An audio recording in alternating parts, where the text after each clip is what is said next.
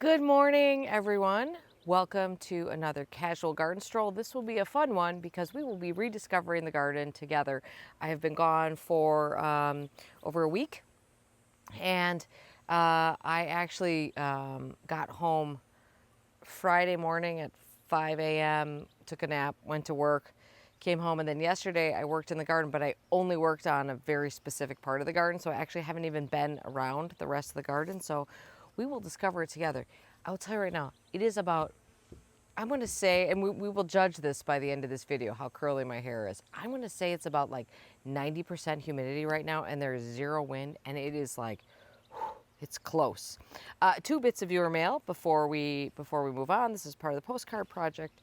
So here's the first one. Hi, Erin. Had a lovely stroll through the Heritage Gardens on the Cape in Sandwich, Massachusetts, with my daughter-in-law. She and my son moved here in February 2025. Can't wait to visit again in all seasons. That's from Brenda. Thank you so much, Brenda. Brenda's from Vermont. There we go. Beautiful postcard there. Somebody sent a message last week that they visited, or left a comment that they visited one of the gardens that we had shared in the postcard project, and they said they never would have gone otherwise. And I thought this is cool. Greetings, Erin, and yes, I'm embarrassed to say that I finally made it here. This is from Chanticleer. Being that I live 30 minutes away, it was all you. Definitely said it. All you definitely said it was. Wow. Happy gardening, Lorraine. Photo of the corpse plant enclosed. Yes, as you guys know, I talk about Chanticleer all the time. I've not visited a ton of gardens. I obviously have learned about so many more that I need to go visit. But Chanticleer will probably, I can't imagine ever loving a garden more than Chanticleer. In fact, there was a program at Chanticleer in mid-July. Fergus Garrett from Great Dixter was doing a program over there on July 15th, and unfortunately, July is like a non-travel period for me. I've got too much going on that I can never go anywhere. So I was bummed, but if it hadn't been for that, boy, I would have jumped at that chance. So here's the corpse plant. It says, definitely lives up to the name. Boy, does it stink when done blooming. Picture taken on July 5th. Here's the corpse plant in bloom several weeks prior, shared by a visitor I met that frequents the garden weekly. Fun fact, the plant only blooms for 24 to 48 hours every 5 to 7 years. Crazy. That is nuts. That is beautiful. What a gorgeous photo that is. And just for fun, this is my ghost plant in May of 2025. Makes me think of you wrestling with your beast. I am thankful to have mine growing on the corner of my fence. Yes. Oh, that's Kinsley's ghost honeysuckle. Is that gorgeous? You guys, I have mine trained into like this weird tree form thing, but this, I think, my mom grows hers like this too, right on the corner of a fence. I think this is the best application for Kinsley's ghost honeysuckle, where you can just let it go and you can really appreciate that. But holy smokes, those flowers are gorgeous. All right, thank you so much for that, Lorraine. That was so nice.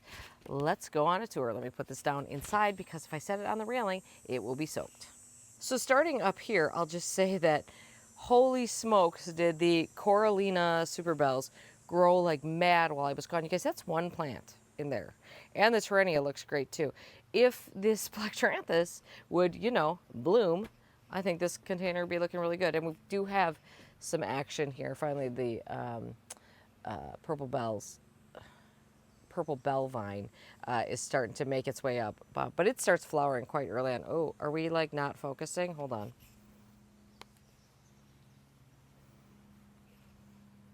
There, I think the lens was fogged up. Okay. Oh, why are we, I don't understand the focus thing. This happened last time too. Okay, so ignore the wheelbarrow. That's the second wheelbarrow I filled up, but I was working in this garden last week, or yesterday. You will see a video on that, but there are some moments in here that I think are looking really, really pretty. One of which is just this right here. So, my beloved Crichton Honey dahlia, and then behind it we've got Tiny Tough Stuff. And then we've got that Hudson River clematis growing up through that little combo right there. I'm loving that. The plants are, I truly do not understand why the focus is being so weird on this. I'm so sorry, you guys. Ow, Ow, ow, something pokey. Planter's looking really good. Oh my gosh, you guys, there was a really funny comment last week. Somebody said, I don't understand why you're growing that weed in the middle of your urn. I understand, you guys, that dog fennel is a hated weed somewhere. So this would be like in some places in the country. So this would be like somebody growing garlic mustard weed in the middle of a planter. I get it. For me, that'd be like, oh, I fight that weed. I don't find it attractive. The thing is that up here, not a weed, I do find it attractive. And there's no other reason why I need to plant something. I like the way it looks. End of story. Conversation over. So that's that. The sun is, I got out here a little later than I had intended, but this part of the garden I think is looking really nice. I mean, you can't really go wrong with strong contrast. And so the black mondo grass and the salvia argentea, pretty darn good combination in my opinion. And then we've got that kufia there. And then we've got this, the sparkling burgundy eucomis, pineapple lily. No signs of flowers on those yet, but the foliage is worth it on its own if you ask me. Oh, I didn't show you we have a pineapple growing. This is a real pineapple. You can actually eat these pineapples.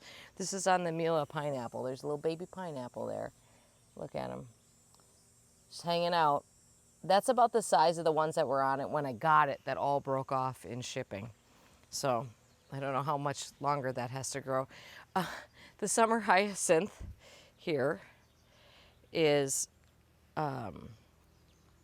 blooming, but it's sticking way out. And I thought about staking it. I'm not gonna bother. I'm just gonna let it do its thing right now. I mean, that flower, there's not that much left on that flower, honestly. And I don't know if I'm gonna keep the foliage or not after it flowers. Weigh in. Cut the foliage back after we're done with these flowers. Let's not, I'm probably not gonna worry about trying to save these bulbs, you guys. I would have to dig them. So let's not think about health of the plant. Keep the foliage or leave the foliage. Vote in the comments. This, you're barely going to be able to see it because it's the hardest thing to see, but this thalictrum right here is thinking about blooming. I love that always. It always seems about the same size every single year. Oh gosh, it's nice in the shade. Holy smokes. The spiky stuff that I added here is that, what do we call those? Orchid, peacock orchids. Alternanthera is what that is. I started those all from bulbs in pots, and I put some in there because I thought we needed some vertical interest in this area.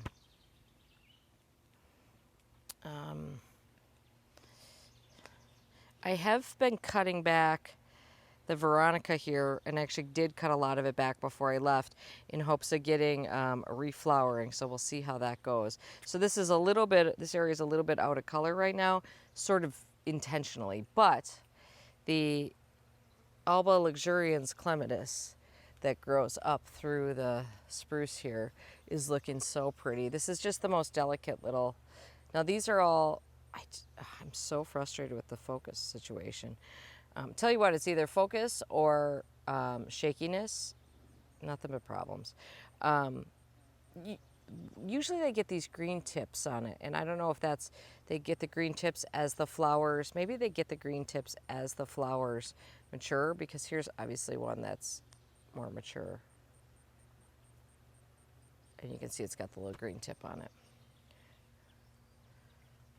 I guess I left the garage door open all night. Oh, this area is starting to look kind of nice, which is welcome. This is tiny quickfire hydrangea that you see.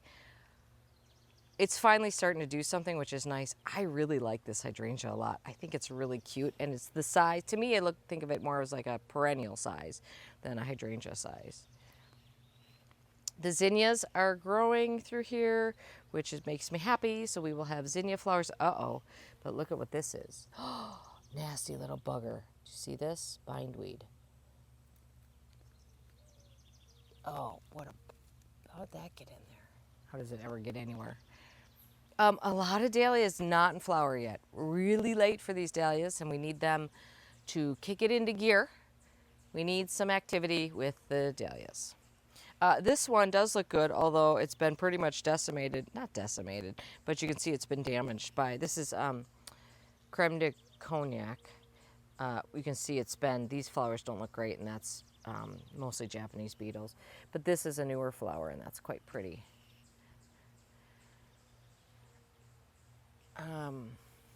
Like I said, I haven't really looked at the garden much. Quick fire. We keep losing, I still haven't cut back this. We keep losing more and more of the lemony lace elderberry. That's verticillium wilt. I never got back to that. That looks worse than it really is, because I should have cut that all back like 2 weeks ago, and I didn't. I just know what's going to happen over there, so I'm not really in a big hurry to clean it up, because it's just going to keep happening. We got some lilies blooming over here. I see a lot of weeding that I need to do back there, so that's fun. I told you that I cut back the lady's mantle. What's the angle for this here? The lady's mantle. It looks kind of gray right now because it's all covered in dew. So I cut that back, what was that, you guys? 2 weeks ago? 2 weeks ago? Maybe 3 weeks ago? And you can see that it just reflushes really nicely. So that's doing exactly what it was supposed to do. I did plant some caladium bulbs. Oh gosh, more than a month ago now. We're finally starting to see some of them coming up. So they're finally starting to poke up, but it's slow, guys. It's really slow going with those. This planter I still love. Still think it looks great. Again, the Plectranthus is just being pokey about flowering. It's a good thing I like the foliage. I mean, I grow it as much for the foliage as I do for anything else. More caladiums planted all through here, but I only see that one, so I don't know.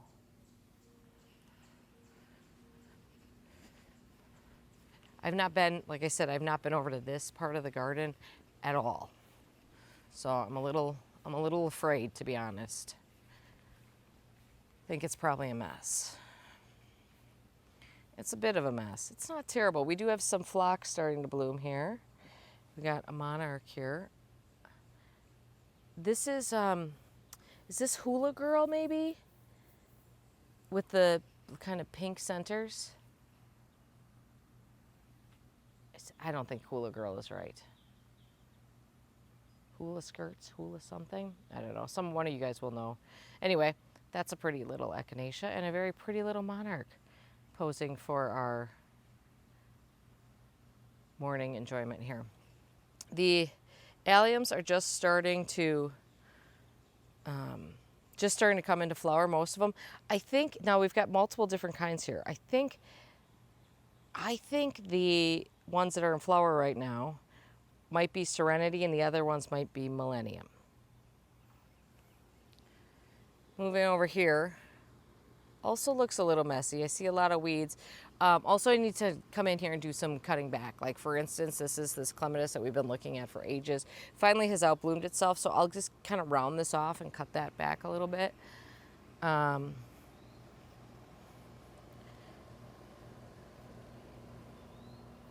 I would say there's a fair amount of work to do in this bed. This is Tiffany Lynn, I think. It's kind of a cool one. At least it's flowering. I mean, gosh, compared to half of the rest of them. The flowerful hydrangeas are looking just fabulous. I am so thrilled. I swear, this foliage looks damn near black to me. It's so dark. It's like the darkest olive green. Here, let's stand back, because I think that is, I got to move that driftwood. It actually works there, but that's not where it's meant to be. I just think this looks fabulous. I love the lady's mantle I stuck in front of it. That's sort of a temporary solution to fill in around it, just so that there's not just bare ground everywhere. These hydrangeas will take up all that area in some time, but I don't know. These really, really, really happy with these. We have had, some big rains while I was gone. There's no sign of any flopping here, but it's early days, you guys. I'm not judging, I'm not judging these plants yet, because, it's early days. They have a lot of growing to do. So far, they've been performing very well, in particular in terms of stem strength. Someone asked me the other day if I have tried the new Incredible Stormproof, and I have not. I don't have that plant yet. I will try it when it's available or when I can get my hands on one, but I don't have it yet. This area is kind of funny because we've got 3 different hydrangeas all jammed in there. This is Incredible. I think this is the last Incredible I have left. This is the absolutely stunningly gorgeous Haas Halo. And then around the corner, we've got Invincible Spirit, and I think this is Invincible Spirit 1. I think this is, or no, excuse me, no, Invincible Spirit or Incredible Blush. I think it's Invincible Spirit. I think this is the original one. They came out with sort of an improved color one. This is the original one. You know, it looks pretty good with the Tricolor Beach. I see I've got some purple bellvine in there. No, not purple bellvine. Creeping bellflower, which is the evil, evil, evil weed, which must come out immediately. Look at this gorgeous butterfly weed, though. This might be the most beautiful butterfly weed plant I've ever grown in my life. I can't get over how freaking gorgeous that is. It's a little bit of a shame I've covered it up too much with some of the Sanguisorba here. Clearly underestimated how tall the Sanguisorba would get. Probably should put it on my list for next year to move this one in front behind it because it's kind of blocking that. And if that plant is going to look that good, I think we want to see that as much as possible. The Astrantia is still, I mean, it's getting a little crispy, but you know what? It still looks pretty good. I mean, I think you can cut Astrantia back and get a second bloom, but I don't know when you do that because to me, this still looks pretty enough to leave. I do need to get rid of those hosta flowers, though. Those are not pretty ones, in my opinion. Here's regular tough stuff. Regular tough stuff gets taller than you think it does, you guys. Every year I cut it back, which is why you're seeing flowers mostly. I cut it back when you shouldn't, and that's why you're seeing flowers kind of lower on it, not on the top. It should get some on the top here eventually. Let's see if we have any buds in there. No, we have no buds in there. It is supposed to be remontant, but I don't see any chance of buds coming there. So anyway, plan on that one getting a little taller than you think it's going to get. Montrose White, Calamintha Montrose White is starting to flower a little bit. That's all planted along here, mixed in with some other things. Let's stop over here quickly. We're doing the around the house circle first here. Okay, you can see the banana is getting huge, doing its thing. Some of the dahlias in here have started blooming in the back. I think this is, I'm not going to even try to remember it right now because I've forgotten. But it's nice to see those. I had to stake those up yesterday in the back. The ones in the front, this is this little Rad Raz that, this is a Proven Winners one. That one has just been blooming pretty much the whole time. We're starting to get the nice color on the Midnight Sun Weigela. So this plant, you know, you only see it in this color. This is not what it looks like all year. It takes a while before it gets to this color, but the coloration on it, oh, I hate that term. The color on it, I think, is really fabulous. Right now it looks really nice because it's got like all these colors on it. So I'm happy with that. I just did a big cutback of the cherry caramel phlox here, trying to encourage more flowers with them. So I just made a big bouquet of those.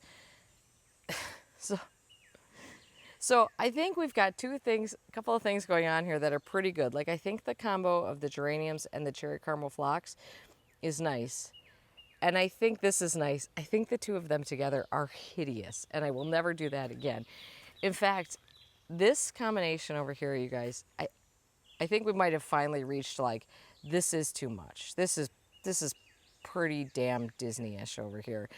So this is Mini Me Watermelon, Mini Me Chartreuse, and then that Surefire Begonia Cherry Cordial. I think the combination's pretty. I just think like this is a lot. It's a lot. What did Tim Gunn always say? This is a lot of luck. And I don't know that it necessarily, I think it's great. I don't think it works nothing else in my garden looks like this. So it's a little bit out of place perhaps. We do have finally have some Cosmos and Didicus coming. Here's what Didicus looks like. I think the flowers are supposed to be bigger than this, but you get the idea. Kind of a pretty little Queen Anne's lace, but blue sort of color. Over here in the new garden, the last of the silver center Himalayan Cobra Lily Erasemas popped up. And here it is. Once they come up, man, they go quick. There it is. Isn't that gorgeous? Look at, I don't know if you can see like how fine the tips on this are. So all three have come up. One was eaten by deer rather immediately. So I hope it comes up again. But happy about that plant quite a bit. Quite a bit of weeding to do in this area. And it looks like some of the boom chocolata got a little crispy here. I think probably this thing needed a little bit of water while I was gone, and I didn't have anyone watering anything in the garden while I was gone, so I probably need to keep an eye on that. Let's see what else. Well, let's take a look. You guys, I can see the pollinators on this halo, like just going. You know, if you want to grow hydrangeas for pollinators, let me stop moving the camera so you can actually see something. I mean, there's bees just all over this thing. In fact, here's one with like 3 of them on it.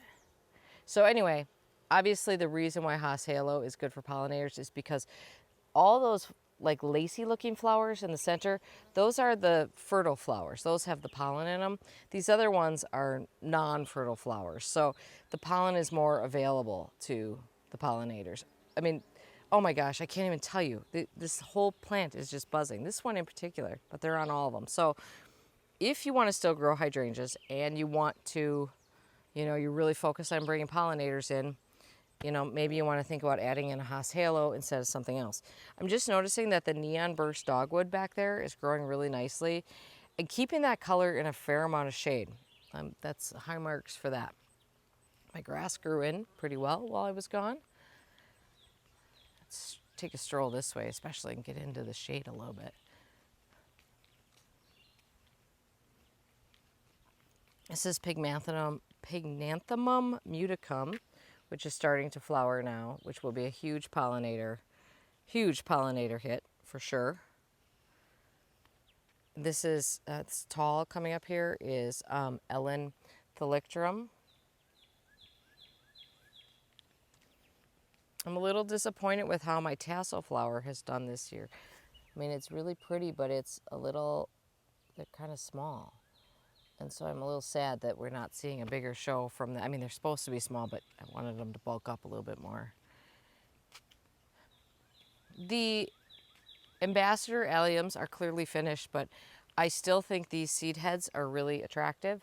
So I'm leaving those standing for now.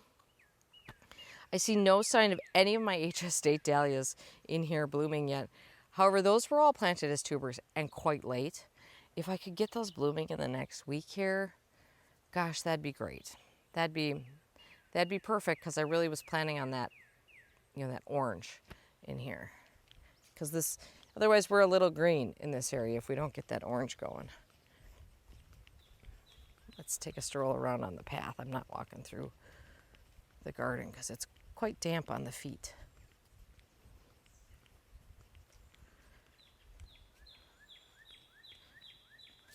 This all looks, I think, very nice still. The astilbes are coming to an end. You can see they're starting to get a little crispy. I don't mind crispy. I will leave the flowers on those. I'd rather have that than nothing on them. So I still think those look pretty good. My castor beans grew a lot, but again, could you please get to 6 feet tall in the next week? That'd be great.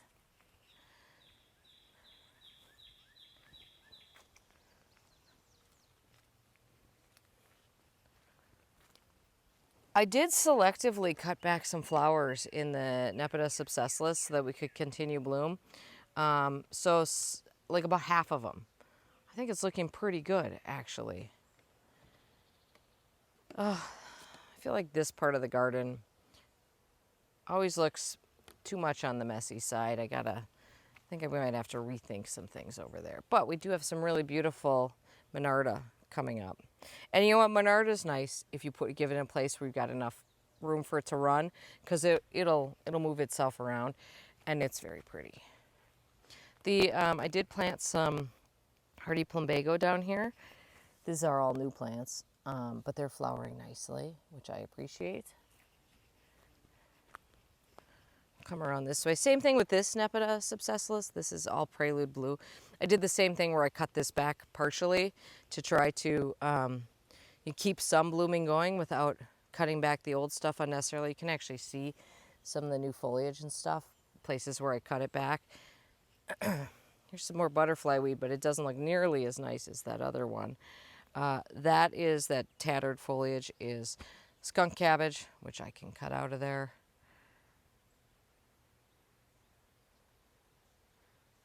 It needs some work over here. Okay, well, there we go. Got myself an assignment. Looks like I did have somebody watering the containers. So it looks like the knockout roses are still looking good. I can see the Japanese beetles from here, though. Geez Louise, like how many are in there? Look at all of them. There's a big white spider right there. Look at that thing. That's wild.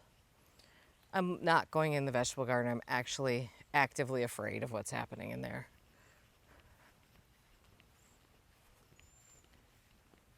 I do see some flowers, and I did cut all the flowers before I left, so things are reblooming. So there's that. At least I can make myself some bouquets, so that'd be nice.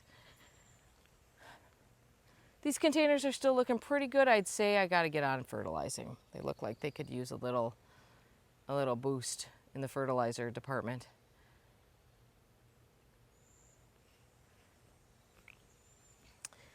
I'm noticing here, this is really bad sun. Let me get you to another angle over here. So we've got a lot of the alliums starting to bloom here. This was a mix of alliums. I think it was Millennium, one that Roy called Shorty Eye, something he discovered. That's the short one. But they're starting to flower. I also see, if you can see beyond that, the Coreopsis is starting to flower. And then, of course, the Dischampsia gold tau is starting to flower, which is a really beautiful combination. Hopefully we'll get a rebloom on these crystal blue. This is mostly crystal blue salvias back here. I find that they rebloom better than most salvias, so I'm actually going to come over here and fertilize these and see if I can't sort of encourage that to happen a little sooner. This is more, like this is the stuff that I need to come through as sort of like fine-tuned gardening. This ugly tatted foliage from the skunk cabbage obviously needs to go. You can see the butterbur over there, the Japanese Petasites. More Dischampsia gold tau here. I do need to come in here and cut out, these are blue kazoo spireas, and they were moved from another part of the garden. They've not really been happy since I moved them. So I think what I need to do is just cut them like back hard, because you can see there are a lot of just bare sticks there. It's the worst time for sun over here. This is actually, if you look up here, like right there is the sun. So as soon as in about an hour, this will be in full sun in this particular spot over here. I did plant up. I did change this edge, which I actually need to properly edge a little bit to accommodate the new spruce. So I did plant some things around that, which is mostly Heuchera villosa, Autumn Bride, and there's some goat's beard in there. And look,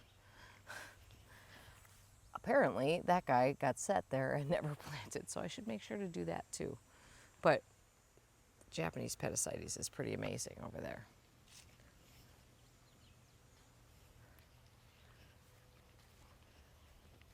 So this is a view that I don't really look at that much, actually, which is the view back to the house, which is actually kind of nice right now because we do have some, these are Incrediballs right there. Some of the last Incrediballs to exist here, because I kind of got mad at them. when they got so floppy, as those are quite floppy over there too. Although, in their defense, it's not the sunniest spot in the world right there. So, other things that need to be dealt with are, like, obviously, these are the May apples. That foliage is shot, so we need to clean that out.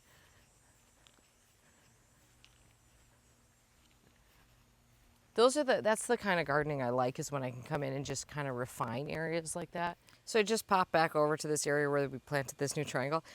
Who planted like a squash here? Because that's definitely a squash popping up. I don't know what kind it is. Part of me wants to wait it out and see, but I will not be doing that. So I am 1 week away from, basically 1 week away from a photo shoot. So that's why I keep saying 1 week on these things. I'm really trying to push things in, but I'm at the part of the garden where mostly we're into refining garden areas right now. There are some holes that need to be filled, not in this garden. This garden is what it is, and it's new, and that's what newish garden spaces look like.